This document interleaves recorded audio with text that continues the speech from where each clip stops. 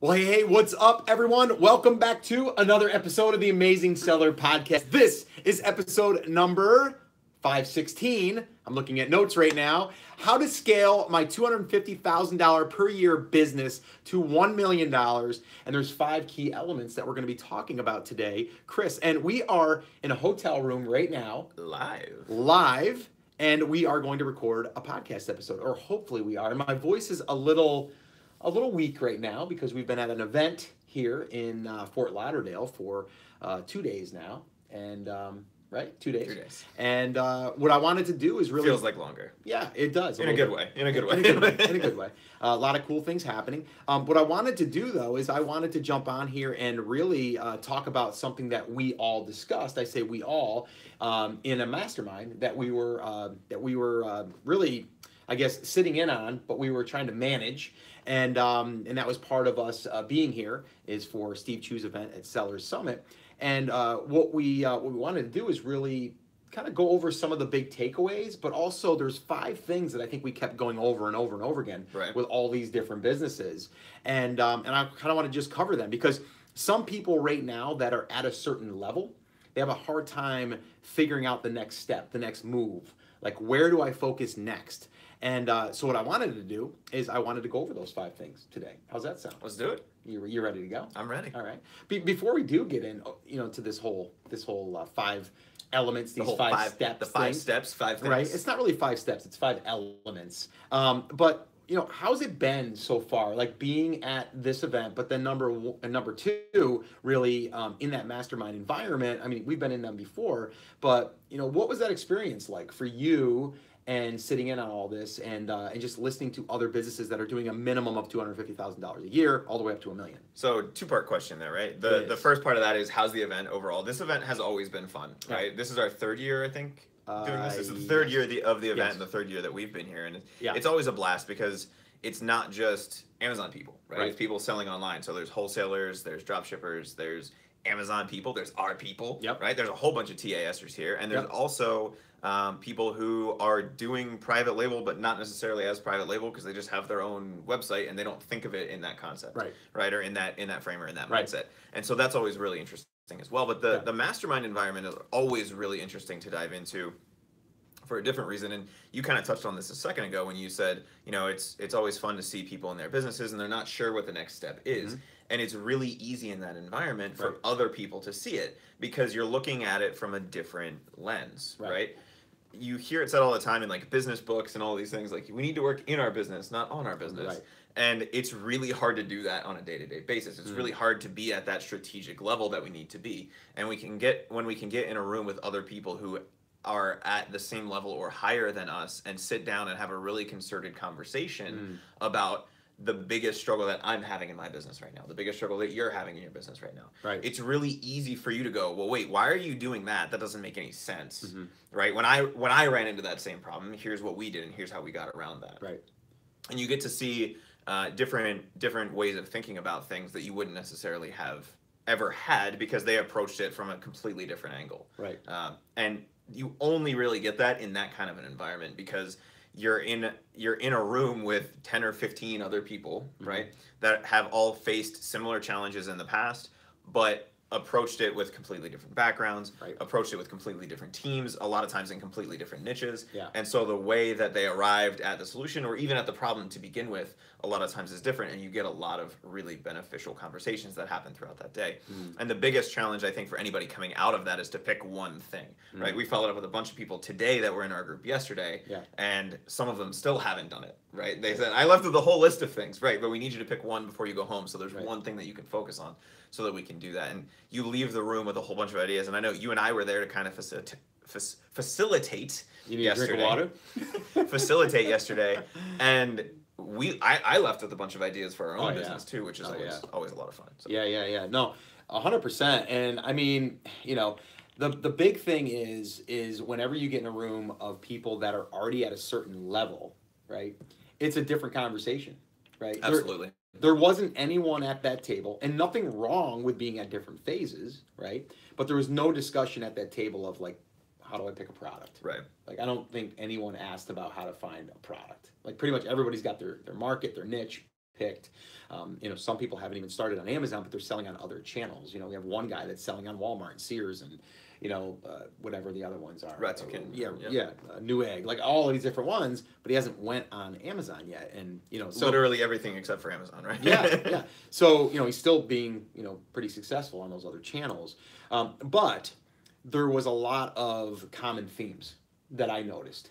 And one of them was a lot of people were like, I feel like I'm going in 100 directions and I don't know where to go first. Right. And, that's where you have to go in there and you have to start analyzing your own situation. And we just recently did this ourselves and said, like, what are the things that we need to focus on right now? And we went and we paid a lot of money to attend a high-level mastermind, and it helped us. And it's a big deal. So what I want to do here is I want to go through these different elements. And there's more than this, but these are like the 5 main ones. Right. All right. And so the first thing that we were hearing was like, I'm doing these things. I've got this thing up and running. It's doing good. I'm doing $300,000 a year, but I want to get to $1 million. Like everyone wants to get to the $1 million. A couple people were already touching $1 million.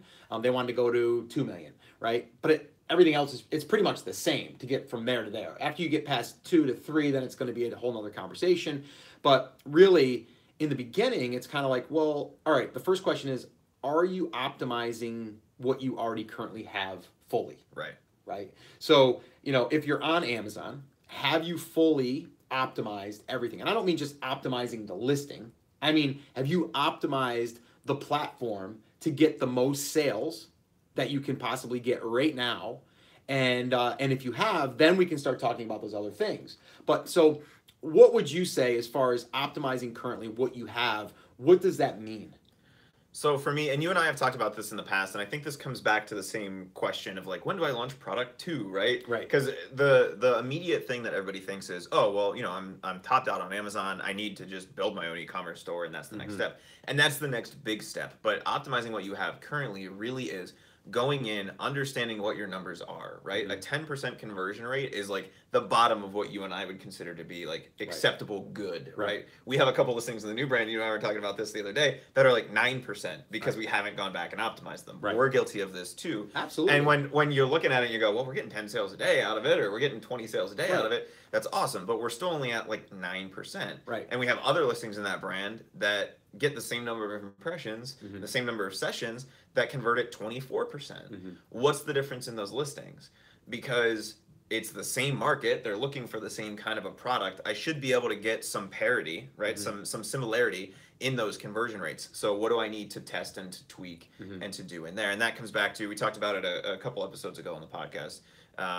And a couple people today have come up to me and talked about it. There's and I don't remember the number off the top of my head. We'll have to find it and put it in the show notes. But it was where we talked about like optimizing your listing, right? How many sessions do you need to have to get to your sales number? How, what part of those are coming from PPC? What's your conversion rate? And then we can figure out what to do, right? So are we ranking number 1 for our terms, or are we close, right? And are we doing everything that we can do on Amazon in terms of testing our titles, testing our price points, testing our images, testing our bullets, testing our description, all of those kinds of things?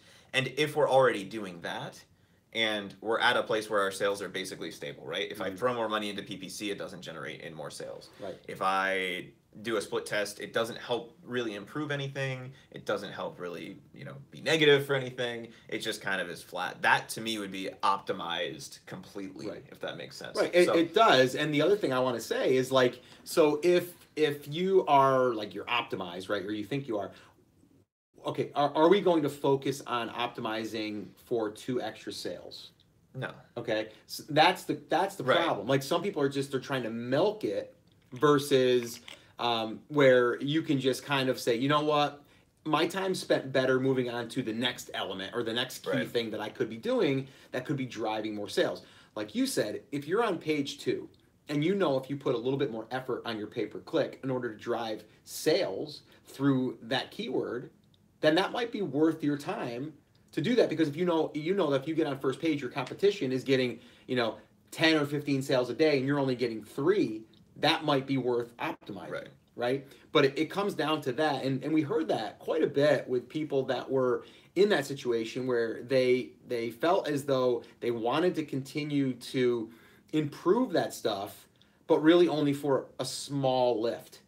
right? When I would have then moved on to the next part, right? Or the next thing that still could bring in sales to the business, but maybe not through that channel, right?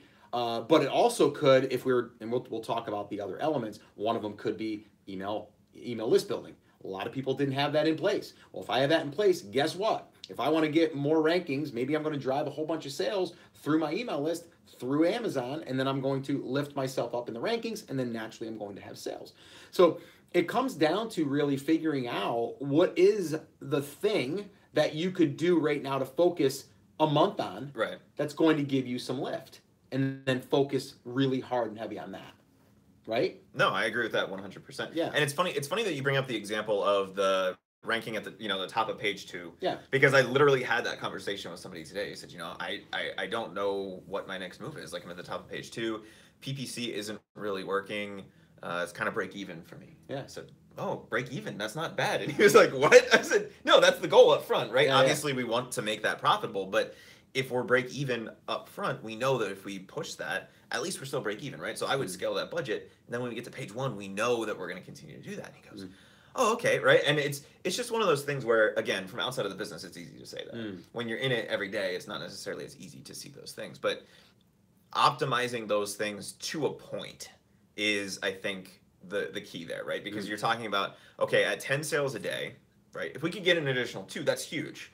But if we're at 30 sales a day, that's a lot smaller of a percentage, right? In terms of a return. So I'm going to optimize for big chunks. I'm not necessarily going to, and all the business people are cringing right now. Right. I'm not necessarily going to optimize for 1 or 2%.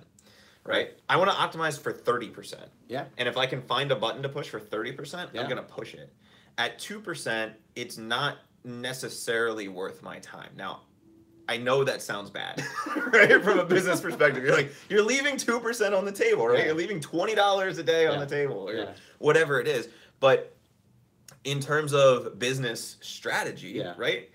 It's not necessarily worth my time. At some point, should I come back and focus on that? Absolutely. But that's when there's no more 20 to 30% levers to pull, right? That's for down the road. I want to get it as good as I can get it, 80-20. Right? What can I do to get it 80% of the way there with 20% of the effort, and then let it go? Well, what was the one thing we were talking to a guy that was in? I won't mention his name, but he was in the mastermind group, and he has like 100,000 SKUs. Okay, now they're not his private label products. Right. Okay, he's wholesaling or drop shipping. Drop shipping. Okay, so he's drop shipping. 100,000 SKUs. And he wants to put them on Amazon. Okay, so the initial thing is, well, let's just go ahead and throw them up on Amazon. 100,000. You're going to probably make some sales. FBM, he's not going to be able to do FBA. That's fine. But what we said was, and the group also agreed, was why don't you look at like the 20% that's doing the best, and then take those and bring those over, versus taking all of them and throwing them over.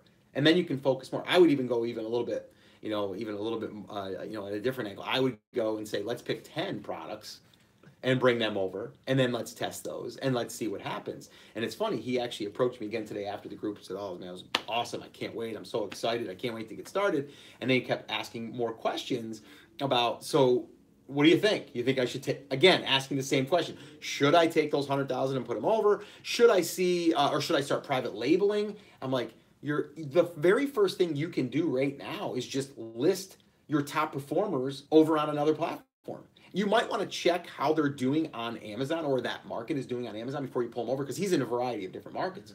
And then I said, and the second thing you might do on the back end of that, while that's kind of working, is then maybe look at the categories and markets that you've already sold in with drop shipping, see what has some legs, see what you can build a brand in, and then start private labeling a product there. Oh yeah, he said, that's a good idea, right? But sometimes you just don't think of that. But that's what I'm saying, like, sometimes you get so stuck in that, like, what do I do next? And sometimes it's so obvious. You have to go with the least amount of friction. And in this case, that is the obvious for me. Right, and if you could push a button and list all 100,000 of those products, I would probably just go ahead and list them, right? Well, I thought he said he had a software tool that would actually help him do that. I think he built one. And if that's the case, right, that's That's fine. If I had to write 100,000 listings, there's no way I would do that, right? I would absolutely go in and pick the top 5 to 10. And then absolutely you want to go in, because the next big chunk of that, right, is to look at all of those things. Right. And say what is selling on all of these platforms, because he has the data to do that. And then just list your private label item directly next to it on Amazon, on Rakuten, on Sears, on all of those marketplaces that he's selling on, because he already has the data. Right. Right. Yeah. No. That's a much bigger chunk than manually creating 100,000 listings, right? Like in terms of those things. So that absolutely, I think, is key for him. Yeah. Cool. All right. So moving on. The next element is, and this was a common thing that we kept going back to over and over and over again, is external traffic, right? Like, so what I mean by external traffic is we can use it in a bunch of different ways. But the one thing that I kept saying, and you did, and a couple other people did too, is like, how do I get outside traffic? Where should I get it? And what do I do with it? Right? Do I direct it to Amazon? Do I build an email list? Do I, do special offers? Like, what do I do with the traffic? And my thing was, all right, before you even think about like where you're going to send the traffic, what you need to understand is where your market is. Right. Period. Like, end of story. Where is your market? And some of them said, I don't really know. I think they're here. And I'm like, well, that's your first step. Right. Figure out where they are. And then we got to go get something in front of them that's going to allow them to raise their hand, and then we can do business with them, or we can start to create that relationship with them. So that the very first thing here for anyone listening too is like, understand where your market's hanging out. Then we can go, because every platform that they're on, there's probably a traffic, an ad system on that platform. Yeah, there's some way, no matter where they are, right? Whether it's Pinterest, whether it's Facebook, whether it's Twitter, whether it's Google Plus, right? There's a way to get in front of them, whether it's through paid ads or through viral content, or whatever it is, right? Right. So or YouTube. Yeah. So my thing is for a lot of businesses out there, and there was actually one gentleman I talked to yesterday. You were with me when I was talking to him. He's from Florida, actually, originally from Alabama, I think. I'm just trying to pull stuff out of my memory here. It's crazy. I don't usually remember things like that, Chris. That's insane. I might be getting smarter. I don't know. It's just because you've been spending so much time with me. I know. It's rubbing off.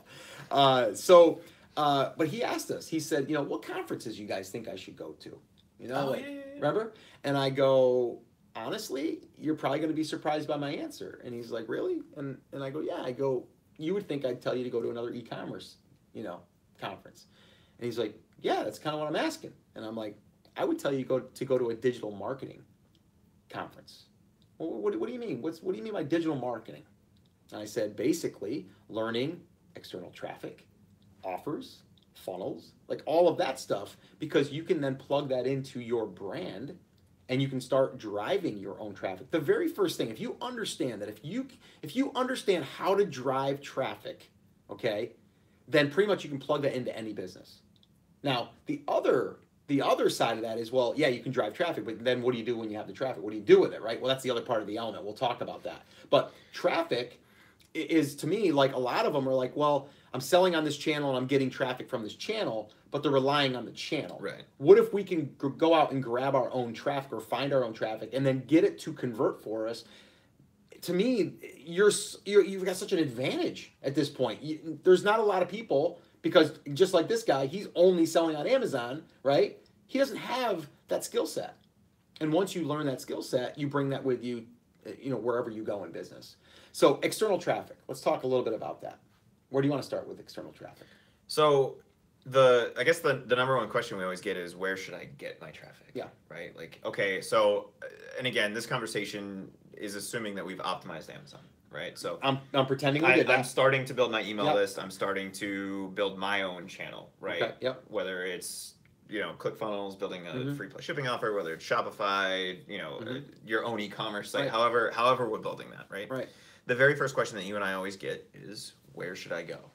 Right? The answer is, it depends, right? It depends on where your audience is hanging out. I know we touched on that, but we're going to beat you over the head with that. I would generally say, right, gun to my head, Facebook is probably a decent place to start. Pretty good. Right? It can be overwhelming in terms of the paid side of it. But at the very least, I can use the free side of it to validate that my market is hanging out there, right? By going to Facebook search, right? The little search bar at the top of Facebook and typing in keywords for my niche. I can find pages and I can find groups, and I can at least reach people even if I'm terrified of the Facebook ads platform, right? I can start to interact with my audience on side of that platform. The second half of that would then be to run ads, right? And Facebook makes that pretty easy, and if you find that there are a couple pages and groups in your niche, then I would try Facebook ads, because even though it can look overwhelming, it's actually a pretty straightforward process once you've done it a handful of times. Like you would probably feel comfortable enough running a Facebook ad, and you've only done it a handful of times yourself, right? Like I run the ads for the new brand, right? Like, and I'm not a Facebook ads genius. No. I've just done it enough that I know what buttons not to push. Right.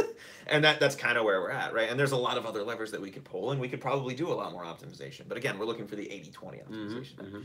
If we found another channel like a Pinterest or like a YouTube, we would be looking at how to run ads on that platform and how to get in front of those people organically.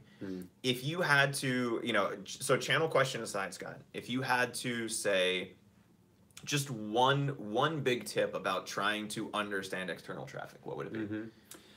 The one tip that I would say is figure out your target market. Like figure out who you're going after. So for me personally, and I think we get more specific, but it's like if we're looking at like a Facebook ad, number one, I need to know what they're going to be interested in, right? So I need to know who they are. If I don't know who they are, I don't know what I can offer them that's going to get their attention. So it has to be something that's compelling. It has to be something. So again, that was part of my elements that I've got on here. I've got some notes here above us. That's on part of the offers. We'll talk about offers, but it's having a good offer. You know what I mean? And getting them to raise their hand. But the one thing with paid traffic, and there's a lot of different things, is really understanding the market. So you can then, number one, find them, but then also know what you can offer them that gets them to raise their hand. And I don't even think it's just on the paid side of that, right? This is for all external traffic. Amazon is kind of an aberration in that people go there specifically to buy things, right? Like if you're on Amazon, they're looking to buy. Buyer search engine. So as long as you're describing the product in a way that makes logical sense to people, they're probably going to buy it, right? Now, if we get deeper, and I know you did an episode with Joel at one point about understanding your audience and finding their persona and speaking their language. And that, I think, is the one big key for external traffic. Whether we're talking about making a Facebook post organically, writing a Facebook ad, creating a YouTube video, putting pins on Pinterest, we have to speak their language. Right? And the way that we do that, and a lot of people raise their hand and say, well, I'm not my market. Right? I'm not in my market. I couldn't possibly be the face of the brand or the voice of the brand or the fingers of the brand, how, whatever we're doing, right? We're just typing. And the answer is actually you can be, because we can learn the vernacular. We can use the words, or learn the words that they use. We can learn how they speak. We can learn about the things by simply reading and researching, right? And going into a resource like a Facebook group and seeing what the things are that people are concerned about, seeing the terminology that they use, right? Everybody has their own lingo. FBA is Amazon lingo, right? If you weren't in the Amazon market, you probably don't know what FBA means. Right? And every market has their own things like that. And if you can start to read and understand that market, which everybody has the capability to do, all of the information is out there, then you can speak the language. And that makes creating content or writing emails or creating offers or doing any of those kinds of things a lot easier. And it means that even if you do a terrible job at communicating what it is, people are still going to connect with it. And it means that everything that you do, whether it's organic or paid, is going to have a better impact for you than it would otherwise. And the thing is too, once you start understanding your market, and a couple of different ways that you can do this is, number one, just go to Facebook, find groups or fan pages, wherever there's conversation happening, and just listen. Right? Once you get your own channel built, your email list, or even whatever, if you're doing messenger stuff, whatever it is, you're going to be able to ask questions and then get them to give you a reply or a comment. And then you can then turn that into the language that you're using, or even to questions that they're asking. And then you can turn that into the languaging. So I think it's important to understand the market. And again, at this mastermind, it was that was, for some people, it was like they didn't even know who the market was or where they were. So the first assignment is go out there, find it. And just go out there and really understand it. And, I think one person in the group had said, well, just go and model what other people are doing. I'm a big fan of that. Like, go to your competition, someone that's doing something similar or that has a similar product and go through their process, right? Sign up for their newsletter or their email list, or go to their Facebook page and see what they put in front of you. Buy something from them. See what their information is when they send it to you in the mail. Any of that stuff, and see what they're doing, and then start learning the languaging. I mean, just look at a commercial on TV. If you're looking at a commercial on TV, they're going to basically show you the research that they've done by the images that they're using in that commercial. Yeah. They've already identified the market. They're not guessing. They're not guessing. A lot of work went into that 30-second spot. So anyway, so that's that. All right. So that's your external traffic, and we can always tie that back in. But that was one big thing that we kept telling people, like, you got to understand the external traffic and where the people are hanging out. But when you understand that and when you're able to use that, it's a huge advantage, because then once we understand that, then we can start doing some of these other things that we'll be talking about here in a second. But before we jump off of that, Scott, and I don't want to derail this too long, but one other thing that came up in external traffic is, well, can I just hire somebody to do that for me? Yes. And the answer is, yeah, kinda. Mm-hmm. But it falls under the category of, you probably learn it best by doing. Yeah.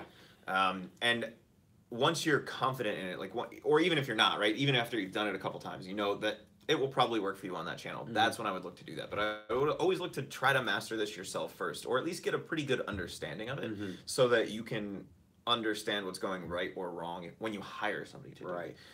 And you might find that, yes, it's overwhelming for you, or you might find that this is actually where you really enjoy business, mm-hmm. because it's very easy to find things and to scale. So I would suggest with trying to master and understand external traffic, trying to do it yourself first, right? Mm-hmm. Dive in and learn by doing. Yeah. Find $50 to waste on a Facebook ad, right? And you'll actually probably be surprised by the results, like we were on a test that you and I are running right now. Right. We put up kind of a terrible ad, quite frankly, and we're getting some conversions with it, which was kind of a surprise. Well, it wasn't terrible. It was quick. Right. It was like, we're not going to spend a ton of time on this. We're just going to go ahead and get something up. Right. Like, and that was one big thing too that I was kind of like suggesting. Right. We had these two situations for this one business, and one was like a little bit of a longer process. It was going to take time. It was going to take manpower. It was going to take someone going into a school and reaching people that were on the board and all this stuff. And I said, I think the first step is, let's create a video and let's target that market, and let's put some ad money behind it, and let's push it in front of those people and those teachers. Let's get into the schools or the teachers by just putting up an ad versus making phone calls right now. Like, we'll do that later, but let's do this now. Yeah. Right. So might as well test it. You might as well test it. Worst thing that happens is we lose $50. Yeah, right? Exactly. So a lot of the business stuff is, to me, really about testing and being willing to go in there and just throw some money at it. Yeah. Not a ton, $50, and see what happens. All right. So the next thing is the email list, and it kind of ties into the traffic, right? Now with your email list, and this is again what we've been talking to people, and a lot of people there that were at this level did not have an email list. Some people had an email list, but they didn't know what to do with it, right? One business had 24,000 emails of customers, and then and this is no fault of them. They didn't know what to do. They went and hired an agency to help run email campaigns. To me, most agencies are going to do the templated style. They're going to show headers. They're going to show different graphics. They're going to show a more corporate-y feel, right? And they're not the voice of the business. So their open rate was terrible. Their conversion rate was terrible. They were probably ending up in the promotions tab on Google. Oh, they were. So all of that stuff. So, and we can talk about like what we suggested, because I think that would be helpful. But understand that what we need to do as business owners is we need to, number one, build an email list of customers and prospects. And we need to communicate with those people on a regular basis. And I don't mean just once a month. I mean like once a week minimum. That's what I'm saying. Yeah. So that's a huge thing. But let's talk a little bit about that situation, because I think people that if you are sitting on an email list right now, so if you're a business owner right now, this is a little bit high level stuff, right? A little bit of a different level. Again, if you're a newbie, you don't maybe have your email list yet, but if you've been selling, you've got $250,000 in sales, you've got contacts of some kind, right? So your first step is to communicate with those 25,000 people, right? So let me ask you. So what would your advice be? And I know what your advice was, but let's just repeat it. Like, I don't know. No, I'm just kidding. to that 24,000 person list, you're not an agency, you're just going to help this person out. What's the first thing that you're going to do? So first of all, I want to kind of clarify that I don't think this is just an email list, right? This is any list where we can contact customers. So this would apply to ManyChat. This would apply, your Facebook Messenger. What's ManyChat? It's a plugin for Facebook Messenger, right? Okay, so it's Facebook messaging and right. Any place where we can do that, but where we primarily have been doing it up until this point, and where most businesses are still doing it, is an email, right? And it works, the same concepts apply across that, wherever you have that list of customers, right? But what happened there is the same thing that happens in businesses of this size and in larger. And you and I have had this conversation in the past, probably even on the podcast. I've walked into a lot of businesses back on the consulting side of stuff that had 300 or 500,000 people on an email list and weren't doing anything with them. And the advice, ironically, it was exactly the same as the advice that I gave yesterday, which is, one, send anything. For the love of God, send anything and see what happens. And then number two is treat them like a human being, right? And one of the problems that they were running into is that they were having very low open rates, like you said, and they had either very close to zero or completely zero in terms of a conversion rate into anything profitable. And when we sort of pressed them on it, it turned out that the agency that they had hired, which again, no fault of theirs, no fault of the agencies, it's just the typical model, unless you know better, again, learning by doing, right? Was sending out the templated Best Buy weekly style emails, right? Like the little blue email you get every week that has a whole bunch of fancy pictures and colors and all kinds of stuff that everybody knows on Sunday, that everybody knows and is completely overwhelming and probably, quite frankly, doesn't even serve Best Buy as well as it could if they structured it a little bit differently, but let's not go there, right?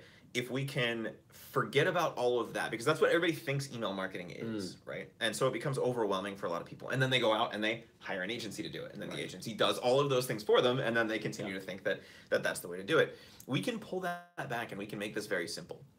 We can write a text-based email. If we have ConvertKit, if we have Klaviyo, if we have any of these platforms, they will all allow us to send text-based emails. Right. And that does a couple different things for us. That makes it easier on us as the business owner, right? I can write HTML. I have no desire to ever put HTML in an email. Right? It would take so long. We sent an email in the new brand this morning. How long did it take me to write? 15 minutes? Yeah, maybe. It was a couple paragraphs, right? It took me longer to write my one for The Amazing Seller, and that's just because I'm terrible at typing, and I just had to really put a lot of thought into it. You know what I mean, Chris? It was very thoughtful. It was, but it was, and I'm not good with my laptop. I need a mouse. Like, you can cough. It's okay. He's dying over here, just folks. Making excuses. No. He's dying over here, folks. But that's the thing, right? It takes us less time, and it eliminates the excuse of, well, I can't do that. Because everybody can write 3 paragraphs, right? And that was the suggestion. Go short. Right. Go short, and as you start to get more confident, you can go longer, but you don't have to if you don't want to. The other thing that it does for us is it increases deliverability, right? It makes sure that we don't go, well, it doesn't make sure, but it helps to ensure that we don't end up in the promotions tab in Gmail, which is email marketing hell, for lack of a better term, right? You're in purgatory. Nobody ever sees you because you're not in the inbox, right? And when you send all these fancy HTML style emails, that's the entire, it's called the promotions tab for a reason, right? And so if we can write these text-based emails, it means we get in front of more people automatically. The third thing it does is it actually creates connection. When you get an email with a whole bunch of pictures and a bunch of colors in it, you're not creating a connection. But if I can take 15 minutes to write an email, maybe tell a story, maybe just weave it in with something, or even if I'm not doing any of that kind of stuff, which is really, really powerful, all I'm doing is sending an email that looks like, Scott, you would send to me, right? In the middle of the day. Hey, Chris, I was just thinking about this thing and I wanted to let you know about it. Right? Yeah. I'm much more likely to interact with that than I am to scroll through 9 pages of the Best Buy catalog inside of my email box. Yeah, and there was one tip that I gave, actually, that I think is really important, because we want to immediately, reach that person, right? And what I mean by reach them is we want to reach their inbox. We don't want to fall on the promotions tab. So your very first email should be something very short, something that might just have a simple subject line like thanks or thank you or whatever. And then inside of it, it would just be like, hey, I just noticed that you did XYZ, or you downloaded my, my ebook, or you just purchased, my new garlic press, whatever it is. I wanted to just drop in, and if you have any questions, let me know. I wanted to say thanks. I'm a small locally owned business, or a small family business, and I just want to make sure that that you received everything, and just say thanks. And hey, do me a favor, drop me a line real quick and let me know if you have any questions or if you have any recommendations. Go ahead and hit reply. Hit reply. So what I'm actually doing is I'm starting the conversation, and it's all text-based, and it's something that is connecting with them, so they will reply back to me. Once they receive that email and they touch it and they open it, number one, and then that they do reply to it, that makes it even more known to Gmail that this is a contact that they are willing or wanting to hear from. Right. And then it won't go into the promotion tabs as easy. So that's a huge tip. So write that one down, or it's a writer downer. It's a writer downer. You know what I'm saying? So that's a big one, and everyone was writing when I was saying that one. They were like, "Can you say that again?" Like, that was a big one, because it is a big one, and I've done that in every single business, going all the way back to the photography space, the photography business. We would do that in all of those emails in my digital products business, all that stuff. The very first email is that welcome email. It's a thank you email, and it's done for two purposes. For one, to be able to get them to read it and touch it, but then also for me, when I do get a reply, guess what? I actually reply. But Scott, that's not scalable. Yeah, I know. Well, if you didn't want to do it yourself, you could have someone do it, but I do it myself. But and that's the thing, right? We're not gonna get 30,000 replies. No. But we're going to get a handful, and that gives us one really good insight into who our customers are, the languages that they resonate with, right? The things that they're interested in, the fact that their dog died this week, or that they don't have enough money to buy our coloring book in the case of our buddy Mike Jackson, right? Yeah. Like any of those kinds of things will come up in those. And so we can start to understand what their concerns are, what their problems are, what their favorite things are, right? And this isn't something we do just once, generally speaking. Right. And a lot of times I don't even think about it. Like, you and I don't think about this from a marketing tactics standpoint. Right. Really. But what I did when we got back yesterday was I went through in the new brand, and it turns out that we end up doing this like 1 out of every 4 or 5 emails. And it's just because we're writing it conversationally, and you're like, hey, here's this thing, what's your favorite? Or what's your whatever? And we'll get replies. And the other hidden benefit of doing this, and the other thing that people struggle with email lists and email marketing is, well, what do I send? Right? I wrote a 10 email onboarding sequence. I hate writing. I can't find content to send out. Well, guess what? All 100 people out of those 30,000, you got 100 emails. Yeah. And it's terrible, and you have to spend 10 minutes of reading and replying to them. Right. Right. And the hidden benefit of all of that is you've now had 100 people who are your fans tell you exactly what they want you to talk to them about. Right? Right, that's huge. And they've given you ideas for content, and they've given you all of those things. Yeah. So guess what? Now I have potentially 100 emails that I have ideas for now. Right. I don't have to go out and find it. I don't have to go out and do this thing. So I can tag those inside of Gmail, or if you're using Google Apps for business, or I can put them in a folder inside of whatever program I'm using. And then when I'm struggling next Wednesday to write an email for the company so that we have at least one that goes out every week, I can just go in there. Right. And I can go, yeah, Susie from Idaho gave me this really good idea. And then you write the email about the thing that Susie from Idaho talked about, and you call out Susie from Idaho. Right. And that does a couple things. It makes you personal, right? It gives you a connection, and it makes Susie from Idaho a super fan. Yeah. Yeah, that's good. That's powerful stuff. Okay, the next one is influencers, right? We had some people in the group. They were like, I want to get my product in front of influencers. Can we talk more about that? How do I do that? Is there a special tool? Is there, a hack? Like, all this stuff. And here's the deal, okay? I'm going to give you guys a big secret, okay? On influencers. It's a ninja secret hack. And it kind of goes exactly with what we were just talking about. You need to do the work. You need to reach out personally. I know, it takes a little bit of work. So much effort. It is. Personally reach out to these people, understand their channel, and then from there, ask them. Like, I noticed your channel. You're doing, some really cool things. I'm a huge fan. I have a product, or I have maybe you might even have a YouTube channel, or you have, and say, I would love if we could work together, or maybe you would like to try my product. Let me send you one for free. Let me send you a few for free, whatever it is. And do that for 100 different influencers. And I'm not talking influencers. Everyone's always too like, I want to go after the big numbers. Go after the small numbers. Or the medium number. Yeah. Go after 20,000, 50,000, 100,000, right? You don't have to go after 1 million, right? Because here's the deal. Think about having 20,000 people in one room for a minute. Yeah. You're like, oh yeah, it's a small number. Right. Like, this guy's got 1 million. If you had 20,000 people in a room, do you think you could sell a couple garlic presses? Yeah. Well, and the other crazy thing is, and I know this firsthand because even my son has a couple buddies that have an Instagram page that they're trying to build it up to, and it doesn't have any focus or anything, but they're just like, you know what, we're going to build up an Instagram page of like 10,000 people and just talk about random stuff. You know, and of course my son's like, you shouldn't really do that. You should really niche it down. he's trying to educate him, right? They're like, who are you? Yeah, they're like, well, we just want to, you know, just do this. We just want to build up a big following just because they want to feel like they're like a superstar, right? So as they're doing this though, with only 10,000 people, I say only, but 10,000 people. A lot of people. But on Instagram, people are, you know, they're right. talking big numbers, and they're already getting people that reach out to them and say, well, can I send you a watch so you can put it on your channel and you can test it? Can I send you a camera bag? Can I send you? So they've already got people reaching out to them, and they're stoked. They're like excited. I mean, they're like 20-some-year-old kids that are like, I'm getting free stuff because I got an Instagram channel, right? So there's a lot of people out there like that, and it doesn't have to be their kids. It could be a 30-year-old mom that's just doing it because they want to do it. They've got a little bit of a following, and they'll love to receive some free stuff.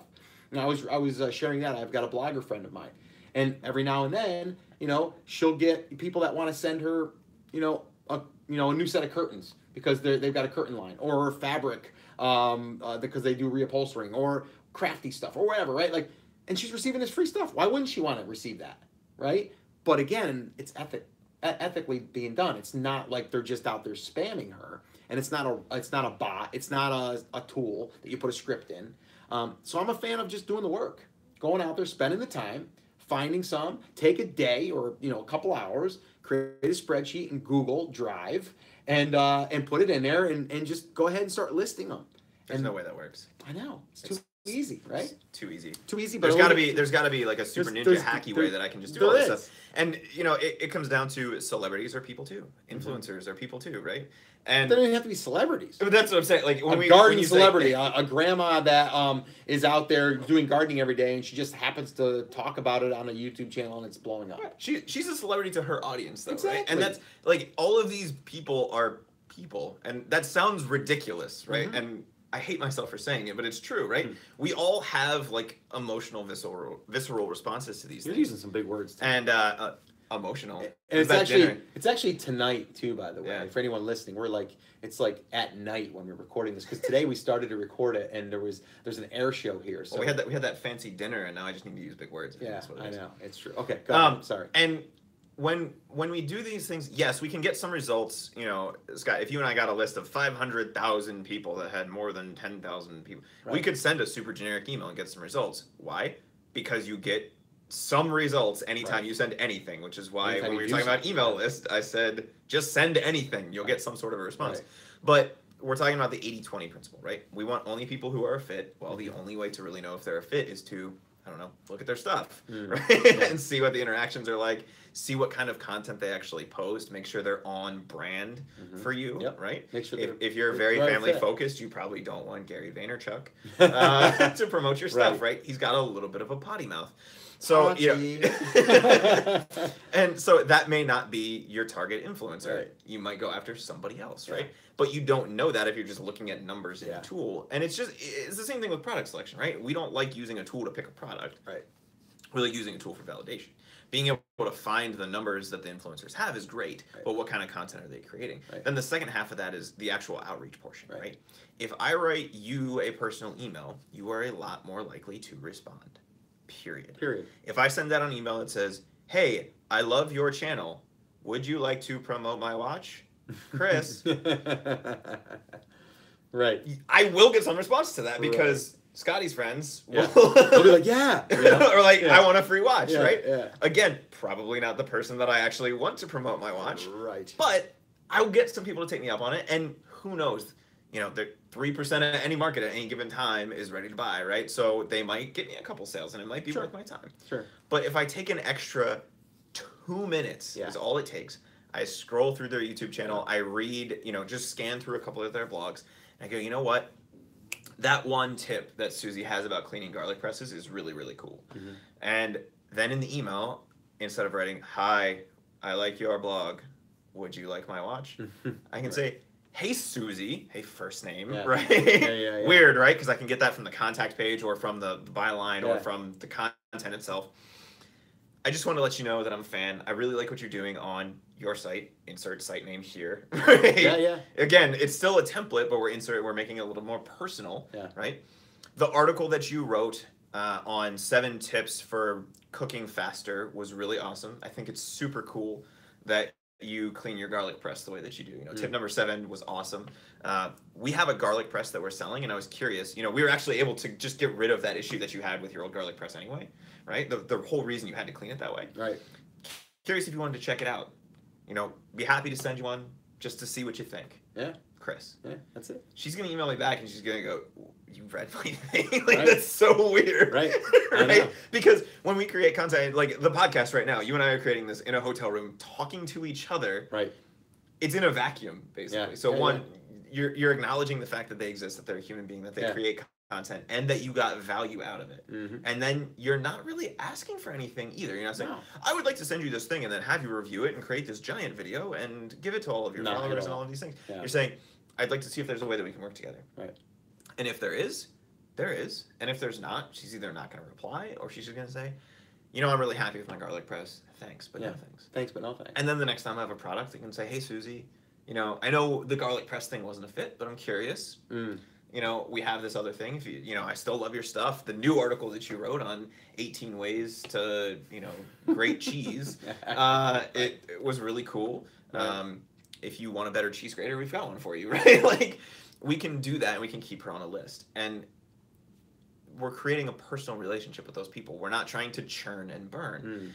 The thing that's really cool with influencers is when you start to find 1 or 2 that work, you can go back to those people again. Yeah, I was going to mention that. I mean, when you're doing this work up front like this, and you're creating that power list, if you will, like of people that you're creating these relationships with, now you have a network over the course of time that you are building, that now when you're ready to launch a product, you can reach out to these people and do a massive push, and sometimes not even have to discount your product. So that's a huge asset. So definitely huge, and that's again something that we talked about in the group, and people were nodding their heads. Some people have tried tools, and they said they were just it didn't really perform. One little ninja tip here, I would say, if you have an influencer that you really want to get their attention, and you really want to set a statement, one little tip you can do, it's going to take a little extra work, maybe 3 to 5 minutes. Oh, that's so much time. Get your phone ready, fire up a video, and shoot them a video, and send them a video explaining exactly what you just did in that email. But how do you do that? You take your phone and you just hit record. And then if you don't want to put it up on a Google Drive and do it that way, you can put it up on your Google Drive. You probably have a YouTube channel. Just make a private video and then just share it with them and send them a link. Yeah. That's it. I've done that actually myself. It works. It works really good. And I shared that with a couple people, and then they ended up doing it themselves and came back and said it worked phenomenal. And I actually had someone was actually Joe Valley. He reached out to me by video because he heard me talk about it on my podcast once. Oh, so he did it? And he did it. That's to me. Fantastic. Yeah, and he did it. And I said, "You know what? You're going to get some extra credit on that one." So, yeah. And it doesn't take, it doesn't have to be this beautifully lit video. No. Right? No. And here's the other thing. So you actually did a YouTube video recently on a couple different ways to change lighting and some of those kinds of things. Which the lighting in this room you can get, and there's actually, in the room behind us right now, it fell out of my bag and turned itself on. There's a camera ring light laying on the floor back there. It's literally turned on right now. It fell out of my bag when we started recording, and I keep seeing it out of the corner of my eye. Right? But that just goes over. It's a sign. That was like $14 on Amazon. Yeah. Right? And it goes over, and that solves all the lighting issues. Like if you're worried about looking weird on video, which nobody is going to care about. Yeah. Because you're giving value. Yeah. Right? Well, and it's personal. You're just firing up your phone and being like, "Hey, Chris, I noticed that you got a YouTube channel and you talk about, fishing. I'm a big fisherman too. I go fishing with my son all the time, yada, yada, yada. I was just wondering if maybe we could talk sometime. And I've got products that are in the fishing space. And I know that you're a big, fisherman. You're passionate about that market. If you're interested, let me know. And maybe we can work together. And, I'm sure you know that you can be an affiliate for, Amazon products. I have Amazon products. If you want to share them, I'd be more than happy to work something out with you. So hopefully you enjoyed this video, and I'll talk to you soon. Thanks, man. Like, that's it. Like, it's killer. Yeah. And I would say, like, we keep mockingly saying, oh, it takes so much time. It takes 2 minutes or it takes 3 minutes. And when you're doing that for one person, it doesn't sound like a lot. But when you're doing it for 100 people, it could be a couple hours. But when you do this in a batch, right, whether you're trying to find influencers or whether you're trying to reach out to them, you'd be surprised at how quickly you can churn that out. Especially if you, again, it doesn't have to be 100% a custom email or a custom video. You're working from a script and you're inserting the customization, right? So you're saying, hey, Chris, blah, blah, blah, blah, blah, right? You're customizing it at the top, and then you're saying, I really like the thing about X, right? The middle chunk is the same and the end is the same. So we're really only taking a couple minutes to reach out to these people, but you're customizing it enough and personalizing it enough that it's not an issue. And if you batch that whole process speeds up even more. Absolutely. All right, we got to get wrapping up here. We got one more element we got to cover here. Let's do it. Offers. Okay, so what do I mean by offers? Offers could be products, or they could be the thing that gets people's attention, and that could be physical, it could be digital, so we can get them to raise their hand. And we want this to be a compelling offer, meaning that we want people to be like, holy crap, like, yeah, I'll take that, like, sure, like, I need that, or I would love that. And, we've talked a lot about our offers as far as building our email list, and a lot of what we've done in the new brand is really went after the market and found what they want. Even before we launched our first product, we just went out and found things that we knew that would go along with our product, our first product, and then we built that email list. So then when we had our new product, we can then push the product through the email list. So the offer needs to be something of value. It can't be some junky thing that you're trying to just say, well, it didn't cost me much, so I'm going to give it away. It might cost you $100, and the value might be $200. It might cost you $200, and it's, that's what it's going to be. That's fine, because what you have to look at is you want people to really open their eyes and be like, wow, this is crazy. If it's a digital item, it's got to be something that's of value. If you're going to give an ebook on how to win your next bass tournament, like, if you're a bass fisherman, you might be interested in that, especially if you put in there, I'm going to share three secrets that I've only told my best buddies. Like something like that. And then you download that. And guess what? You sell fishing lures that also are your, ones that you've created that catch more fish. Like, so it goes hand in hand. Digital, physical, it doesn't really matter. But what we've been doing lately is really the physical side of things, because I think a lot of people want to get it in the mail, right? It's like, wow, I want to win something. It's big, So that's a cool thing. Free plus shipping is another thing, and we're actually experimenting with that right now, and the results early are very, very good.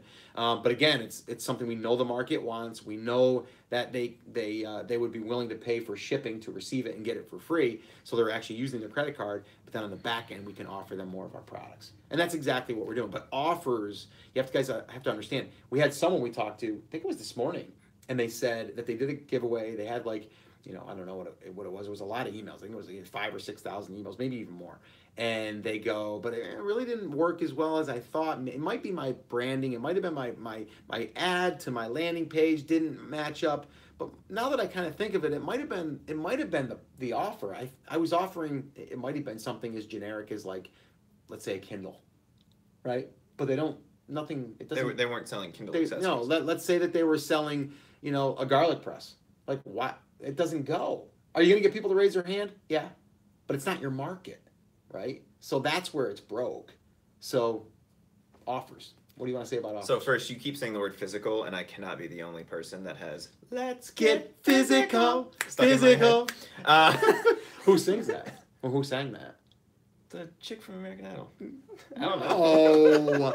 I don't know. Olivia Newton-John. Oh, okay.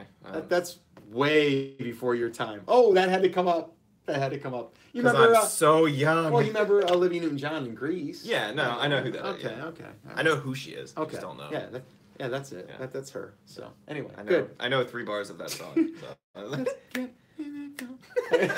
Those, now, yes, everyone's going to be Scott, singing that for the rest of the day. Everyone just turned off the podcast. Everyone's going to be singing that and humming that for the rest of the day. Everyone just stood up at their desk or stomped on their brakes and is singing the song. Let's get it ingrained in their heads.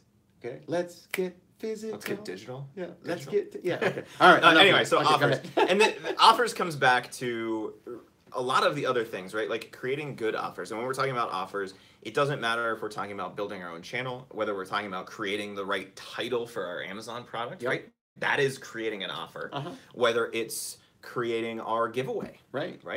The thing that is the 80-20 here, the Pareto principle, right, is going to be market message match, right? Who is our market? What are the things that they say? How do they talk? What are the things that will resonate with them?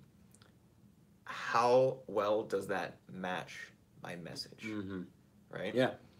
Not just now, in the case of the giveaway, but also 2 weeks from now or 3 weeks from now when I actually try to offer them something. All of those things have to connect for that to work. And it sounds like really overwhelming, right? When you put it that way, you're like, oh, well, you know, if I give them this and it doesn't directly relate to that, then it doesn't work. If you're selling a garlic press, a Kindle is not the thing that you would give away, right? Because they're not going to connect that. In their head, it doesn't connect. If you're giving, you know, let's go back to the garlic press example. The ultimate chef's bundle would make sense for them. It would. Right? That is the thing that is going to be of value to that audience. Because they think of you now in the cooking space. And so when I actually go to make them another offer, it's the same thing. In case of an Amazon listing, right, I want to describe the product in the way that they are also describing the product. It's the same thing. Right. Yeah. Well, and kind of talking about like offers, even like with our friend Mike Jackness, who publicly talks about his Color It brand. Like, you know, he's giving away, like, for his giveaway is like gel pens, right? Because that's what they color. Three random colors. Yeah. So that cracked me up this morning. Yeah. So like he's giving away something of value that they want, and then on the back end of that, he sells gel pens, but he also sells coloring books. The other thing could be the coloring book, or he had a digital download that was like download 20 of our top, you know, whatever coloring, you know, designs or something, right? And so they download those, and then immediately on the back end of that, they can offer their coloring books in a physical form, and then, you know, their gel pens and everything else that they offer. And they've got them on an email list now. So it's the offer. It's knowing the market, who they are, and believe it or not, you would think, you know, coloring, you're like, kids. No, it's adult. It's adult coloring, you know, and a lot of times it's, like he said, I think, you know, the market is more like, you know, probably like middle-aged women, you know, and actually he found another angle. Here's another little side tip, another angle, which was he then started to expand out and say, okay, we've got our market kind of identified, but now we've got another part of the market that would probably like spiritual stuff. So then he found, you know, just different verses and stuff, and then started to create art around those. And now he's starting to go into another market, but with the same product in a sense. So anyway, just side note. But anyway, so offers, really important. And another part that, again, we were talking a lot about in this mastermind, because the offer, again, we talked to this one gentleman that is, he's got a really cool product and stuff. And I'm like, but do you have a video of, you know, kids using it, like, and having fun with it and laughing? Right. He's like, no. I'm like, that's what I would do. I'd create a video showing them using it, having fun with it, experiencing it, and then as you know, your audience is scrolling through their feed, they're also now attracted to that, and then they want to stop and watch it. And now from there, you have an offer. The offer would be maybe a discount on the thing, right? Or maybe it's a download, whatever it is, and then you know you get that lead or you get that customer. But it comes down to knowing your audience, the offer, building the email list, all that stuff. So it was this common thread all the way through it. And I think in terms of scaling, you know, the concept behind yesterday was how do we scale from 250K to 1 million, right? In terms of scaling that from an offers perspective, it's really about having more offers, right? Like if you want to be bigger, you can do more things, or you need to do more things. And in that case, it's launch another product, run another ad and see what happens, target a slightly different niche, right? In the case of our buddy Mike, all of those things will happen, and you have to kind of take advantage of all of those things if you really want to start that scaling process. You have to throw out more hooks if you want to catch more fish. Right? Absolutely. I love that. We use the fishing niche quite a bit. All right, so we're going to wrap this up. So here's the deal. The 5 elements. We've got optimizing your current situation, your current stuff. It's a great place to start. Right? And then from there, external traffic. And again, these don't have to be in this order. These are just kind of the elements. Your email list. Definitely be building your email list. I know we're going to be starting to play around with the Messenger in Facebook, but ultimately we're trying to get the email list of people. Yeah, a list of people, and then from there we have influencers. Okay, and then we're going to kind of capitalize on their lists and their influence. Again, just lists of people. That's it. And then from there, offers. Right, creating better offers, whether that's on your listing, or whether that is something that you're using to build that list. And then to get people through or into your funnel or your business and your brand. So that's really it. That's what I got. I mean, it was a lot of fun. It was in that mastermind. While we're speaking about masterminds, and we should probably talk a little bit about what we're working on right now. It's big, but it's small. I like that. Yeah, we've got Grande y Pequeño. Yeah, we've recently joined a high level mastermind. I talked about this before, and now that I've been involved in some of these masterminds, I want to do that myself. It's a cool experience, but also I want to be able to create something where I can sit down with a group of up to 10 people, no more. We had 13 in this group, too many. I think there should have been 10. I'll talk to Steve next year. But I think 10 is max. And meet for 2 days. We only met for 1. But in our mastermind that we attended, 2 days. And then we meet 3 times a year. And then we'll do like monthly stuff. And so we're doing that right now. So depending on when this airs, we're going to be doing that. It's an application process. It's a high level. It is going to be expensive. It's not going to be, something that you can just go ahead and join for $1,000. It's going to be more expensive. It's more for serious sellers that are at this level at $250,000 or more. Because we found that, like even yesterday, we know that if these guys go out there and they implement what we went through and what they learned throughout here, they're going to make way more than the investment of a mastermind and the connections and everything that comes along with it. So if you guys are interested in learning more about that, go to theamazingseller.com/mastermind. So theamazingseller.com/mastermind, and then you'll get all of the information there. And again, right now we are going to do just one group. We may eventually open it up to another group, but right now we're gonna start with one, and we're gonna see how it goes and kind of learn through that process. But yeah, I'm excited about it. It's gonna be a lot of fun. It is gonna be a lot of fun, and I was talking to someone today about it, and I'm like, not everyone will be accepted for a couple different reasons. One, because they might not meet the criteria of how much they make yet and all that stuff, because we want a certain caliber, but also just I want groups of people that I actually want to hang out with.